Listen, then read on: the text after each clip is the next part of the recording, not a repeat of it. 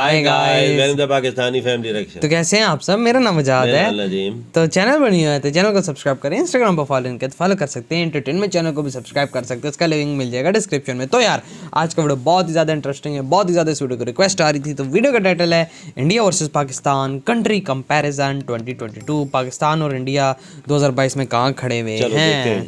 तो यार अब इनका पता है सारा, लेकिन फिर भी अब देखते पाकिस्तान का हाल देखते हैं और इंडिया का हाल देखते हैं कहाँ स्टैंड कर रहे हैं। तो काउंट करते हैं 3, 2, 1 एंड स्टार्ट। हेलो फ्रेंड्स, आज की इस वीडियो में हम इंडिया और पाकिस्तान के बीच फुल कंपैरिजन करेंगे। दरअसल इंडिया और पाकिस्तान के बीच बंटवारा कहने को तो ये एक देश का बंटवारा था, लेकिन दरअसल ये दिलों का, परिवारों का, रिश्तों का और भावनाओं का बंटवारा। दोनों मुल्कों के बंटवारे के 75 साल बाद भी कभी एक रहने वाला मुल्क आज एक दूसरे से इतने दूर हो गए हैं कि उनके करीब आने की दूर दूर तक कोई उम्मीद नजर नहीं आ रही है। दोनों मुल्क अलग हुए 75 साल हो गए हैं और इन 75 सालों में दोनों मुल्कों में काफी बदलाव आए हैं। इसलिए आज हम इन दोनों देशों के बीच फुल कंपैरिजन करेंगे और जानेंगे दोनों कंट्री एक ही समय में अलग होने के बाद भी दोनों कंट्री कहां पर स्टैंड करती है। मतलब इन दोनों देशों में कौन सा देश बेहतर है। वीडियो काफी इंटरेस्टिंग होने वाली है, इसलिए इस वीडियो को एंड तक जरूर देखें और ऐसे ही कंपैरिजन वीडियो देखने के लिए चैनल को सब्सक्राइब कर नोटिफिकेशन बेल आइकन को भी दबा लीजिए ताकि इस तरह के कंपैरिजन वीडियो आपसे मिस ना हो। तो चलिए फ्रेंड्स वीडियो को शुरू करते हैं। तो सबसे पहले शुरू करते हैं इंडिया की एरिया की। तो इंडिया की एरिया 32,87,263 किलोमीटर स्क्वायर पर फैली हुई है, जिसके कारण से ये पूरी दुनिया की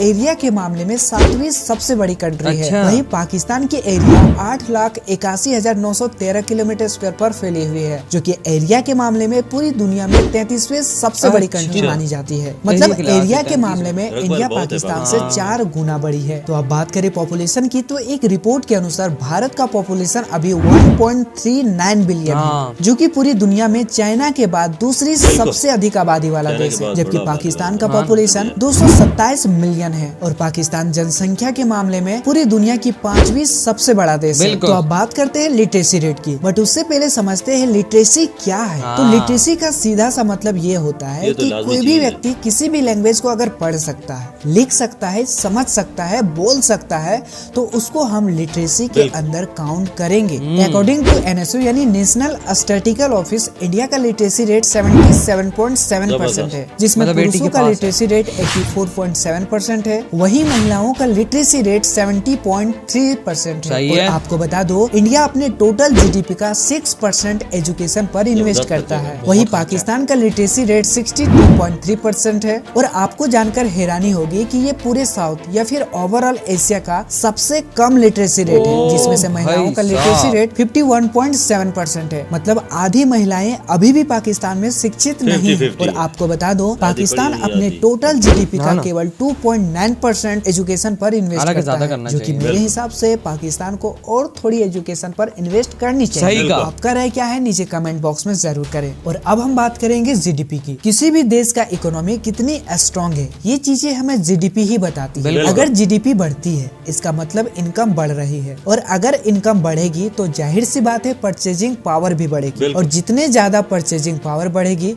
उतनी ही इकोनॉमी स्ट्रॉन्ग होगी। आपने कोरोना काल में जरूर सुना होगा कि किसी देश की GDP पूरी तरह से डाउन आ गई है, मतलब उस देश का इनकम पूरी तरह से डाउन पड़ गया है। और इनकम डाउन पड़ने से उसका परचेजिंग पावर भी घट जाएगी, और जैसे ही परचेजिंग पावर घटेगी उस देश का इकोनॉमी उतनी ही कमजोर होगी। इस समय इंडिया का GDP 3.1 ट्रिलियन US डॉलर है, जो कि पूरी दुनिया में GDP के मामले में 6 नंबर पर आती है। वहीं पाकिस्तान का GDP 299 बिलियन US डॉलर है, जो कि पूरी दुनिया में GDP के मामले में 46 नंबर पर आती है। यानी GDP के मामले में तो इंडिया और पाकिस्तान में जमीन आसमान का फर्क है। दुनिया का हर देश अपने देश में मौजूद प्रोडक्ट को दूसरे देशों में बेचते हैं, यानी एक्सपोर्ट करती है, जिससे उस देश को इनकम जनरेट होती है और उस देश का GDP में भी इजाफा होता है। इंडिया भी अपने प्रोडक्ट को दूसरे देशों में बेचते हैं, यानी एक्सपोर्ट करती है। और 2021 के अनुसार इंडिया का total export value 546 billion US dollar है। और आपको बता दो, इंडिया सबसे ज्यादा अपने प्रोडक्ट को एक्सपोर्ट करते हैं, वह है United state 16.8%, European union 14.6%, UAE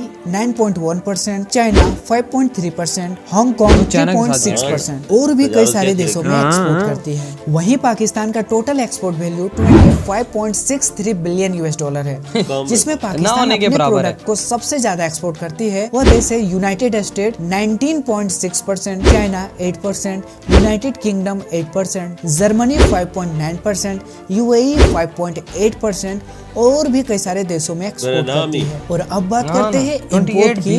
जिस तरह हर देश अपने प्रोडक्ट को दूसरे देशों में बेचती है, उसी तरह हर देश दूसरे देशों से कुछ न कुछ प्रोडक्ट खरीदती है यानी इंपोर्ट करती है। फॉर एग्जाम्पल, इंडिया के पास पेट्रोलियम का साधन नहीं है, इसलिए इंडिया दूसरे देशों से पेट्रोलियम इंपोर्ट करती है। तो बात करें इंडिया का टोटल इंपोर्ट वैल्यू की तो वह है 474 बिलियन $, जिसमें इंडिया जिस देश से सबसे ज्यादा इंपोर्ट करती है उस देश का नाम है China 14.3%, European United 8.9%, United states 7.3%, UAE 6.3%, Saudi Arabia 5.6% और ऐसे कई सारे देशों से इंपोर्ट करती है। जबकि पाकिस्तान का टोटल इंपोर्ट वैल्यू 53.7 बिलियन $, है। और पाकिस्तान जिस देश से सबसे ज्यादा इंपोर्ट करती है उस देश का नाम है China 24.7%, UAE 12.9%, Singapore 5.8%, United states 4.5%, Saudi Arabia 4.4% और ऐसे कई सारे देशों से इंपोर्ट करती है। इंडिया पूरी दुनिया में मिलिट्री के मामले में 4th नंबर पर आता है। इसमें एक्टिव और रिजर्व पर्सनल मिलाकर 26 लाख पर्सनल है। इंडिया अपनी टोटल जीडीपी का 2.4% यानी 64 बिलियन $, अपने डिफेंस बजट पर खर्च करती है। वहीं पाकिस्तान पूरी दुनिया में मिलिट्री के मामले में 9th नंबर पर आती है। इसमें एक्टिव और रिजर्व पर्सनल मिलाकर टोटल 12,47,000 पर्सनल है और पाकिस्तान अपनी टोटल जीडीपी का 4% यानी 10.4 बिलियन $, डिफेंस बजट पर खर्च करती है। तो यहाँ पर आप क्लियरली देख सकते हैं कि इंडिया का डिफेंस बजट कहाँ 64 बिलियन $, है, वहीं पाकिस्तान का डिफेंस बजट 10.4 बिलियन $, पैसा भी इस तरह कमाते हैं। इंडिया का डिफेंस बजट पाकिस्तान के डिफेंस बजट से लगभग 6 गुना ज्यादा है। इसलिए तो इंडिया लेटेस्ट टेक्नोलॉजी से लेस नई नई इक्विपमेंट खरीद पाता है। और भाई जब इंडिया और पाकिस्तान को कंपेयर कर ही रहे हैं तो रेलवे को कैसे भूल सकते हैं। आपको बता दो इंडियन रेलवे पूरी दुनिया की 4थी सबसे बड़ी रेल नेटवर्क है। भाई इतनी बड़ी रेल नेटवर्क को संभालने के लिए 12.54 लाख कर्मचारी काम करते हैं, जिसमें टोटल रूट लेंथ 1,26,511 किलोमीटर है। वहीं इंडियन रेलवे की कुल इनकम की बात करें तो 2020 और 21 के आंकड़ों के अनुसार इंडियन रेलवे का कुल इनकम 2800 करोड़ है, यानी 370 बिलियन $। पाकिस्तान रेलवे पूरी दुनिया की 22वीं सबसे बड़ी रेल नेटवर्क है, जिसमें टोटल रूट लेंथ 11,881 किलोमीटर है और इस रेलवे सिस्टम को संभालने के लिए लगभग 72,000 कर्मचारी वो भी रो रहे हैं बेचारे। नंबर ऑफ बिलियनर्स, भाई कहीं ना कहीं किसी देश का जीडीपी बढ़ाने में बिलियनर्स का हाथ जरूर होता है। इंडिया में टोटल बिलियनर्स की संख्या 142 है, वहीं पाकिस्तान में टोटल बिलियनर्स की संख्या 9 है। ह्यूमन डेवलपमेंट इंडेक्स यह एक ऐसा इंडिकेटर है जिसकी मदद से हम पता लगा सकते हैं कि कौन सा देश कितना परफॉर्म कर रही है, यानी कोई देश कितना डेवलप्ड है। HDI किसी भी देश का हेल्थ, एजुकेशन और स्टैंडर्ड ऑफ लिविंग के आधार पर मापा जाता है। UNDP यानी यूनाइटेड नेशन डेवलपमेंट प्रोग्राम के द्वारा जारी किए गए रिपोर्ट के अनुसार इंडिया का HDI वैल्यू 0.645 है। अच्छा। और आपको बता दूं ये मीडियम ह्यूमन डेवलपमेंट के अंतर्गत आता है। 189 देशों में इंडिया का पोजीशन 121 है। अच्छा। पाकिस्तान का पोजीशन 154 स्थान पर अच्छा। है। मतलब दोनों ही देश का हालात कुछ ठीक नहीं है। मतलब तो अब हम लाइफ एक्सपेक्टेंसी की बात कर लेते हैं। तो इंडिया में लाइफ एक्सपेक्टेंसी की बात करें तो इकोनॉमिक टाइम्स के अनुसार इंडिया में लाइफ एक्सपेक्टेंसी 67.5 ईयर्स है। वहीं पाकिस्तान का लाइफ एक्सपेक्टेंसी 67.48% है। मतलब दोनों देशों में कोई खास अंतर नहीं है। लेकिन यही अगर हम दूसरे देशों से कंपेयर करें तो इन दोनों देशों का लाइफ एक्सपेक्टेंसी काफी खराब है। और ये खराब क्यों है ये हम किसी और वीडियो में जानेंगे। तो अब वीडियो में थोड़ा आगे बढ़ते हैं और अनएम्प्लॉयमेंट रेट के बारे में जान लेते हैं। तो देखो भाई, किसी भी देश का अनएम्प्लॉयमेंट रेट यह बताता है कि किसी देश में कितने % लेबर जॉबलेस है। और आपको पता होना चाहिए कि अनएम्प्लॉयमेंट रेट कभी घटता है तो कभी बढ़ता है। ये डिपेंड करता है इकोनॉमिक कंडीशन के बदलने पर। 2021 के अंत तक इंडिया में अनएम्प्लॉयमेंट रेट 7.9% है, यानी लगभग 35 मिलियन लोग अभी भी जॉबलेस है और जॉब का तलाश कर रहे हैं। वहीं ट्रेडिंग इकोनॉमिक्स के अनुसार 2020 के अंत तक पाकिस्तान का अनएम्प्लॉयमेंट रेट 5% है। और अब बात करें पॉवर्टी की, तो आपको तो पता होगा चाहे इंडिया हो या पाकिस्तान, दोनों ही देशों में पॉवर्टी है, लेकिन कहीं पे ज्यादा है तो कहीं पे बिल्कुल कम। बिल्कुल ऐसा पॉवर्टी क्लॉक के अनुसार इंडिया में पॉवर्टी रेट 6% है। यानी भारत में कुल जनसंख्या का 97 मिलियन लोग गरीबी से लड़ रहे हैं। वहीं पाकिस्तान में पॉवर्टी रेट 39.2% है। यानी गरीबी के मामले में पाकिस्तान इंडिया से काफी ज्यादा आगे है। बिल्कुल। तो फ्रेंड्स ये था इंडिया और पाकिस्तान के बीच मतलब वहाँ का 5-6% लोग गरीब पसंद आया होगा। तो फ्रेंड्स अगर ये वीडियो आपको पसंद आए तो इस वीडियो को लाइक कीजिए, साथ ही साथ ऐसे ही कंपेयर। तो यार इसी के साथ हुई ये वीडियो ख़त्म। अब मैं बताता हूँ गरीबी की बात पे। अब कुछ पाकिस्तानी होते हैं ना, कहते हैं गरीबों की जनसंख्या उधर ज़्यादा है इंडिया के अंदर। आप आबादी को ना देखो, आप परसेंटेज को देखो, परसेंटेज क्या कह रही है। 6% वहाँ का और 40% यहाँ का, जमीन आसमान का फर्क है गुर्बत के लिहाज से। और इमरान खान की गवर्नमेंट में तो नेक्स्ट लेवल गई है गुर्बत। 3.5-4 साल हो गए ना वजह पाकिस्तान में गुर्बत की शरत तकरीबन 20% बढ़ी है नवाज शरीफ के।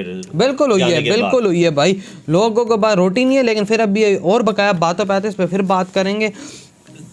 भाई ट्रेन के मामले में इंडिया आगे, मतलब वो पैसा कमा के दे रहा है, मतलब $350 मिलियन सालाना कमा के दे रहा है। मैं कहता हूँ 1 मिलियन भी कमाए तो फायदा है ना भाई, क्यों नहीं फायदा। रेलवे वजह ये बहुत नुकसान में जा रही है और हर सालाना तकरीबन 10 से 15 अरब रुपया नुकसान होगा ना भाई, बिल्कुल होगा नुकसान इतना। जहाँ तक एजुकेशन का ताल्लुक है, एजुकेशन के मामले में इंडिया बहुत आगे है, हमें आगे बढ़ने की जरूरत है और तवज्जो देने की, और हमें GDP का कुछ हिस्सा ज्यादा इस पर एजुकेशन में लगाना चाहिए। बिल्कुल। जहाँ तक हेल्थ का ताल्लुक है, हेल्थ के मामले में भी इंडिया आ गया। हाँ उस तरह से आ गया है, लेकिन जरूरत इंडिया को भी है भाई, सीधी सी बात है। इंडिया को भी जरूरत है, हमें भी जरूरत है।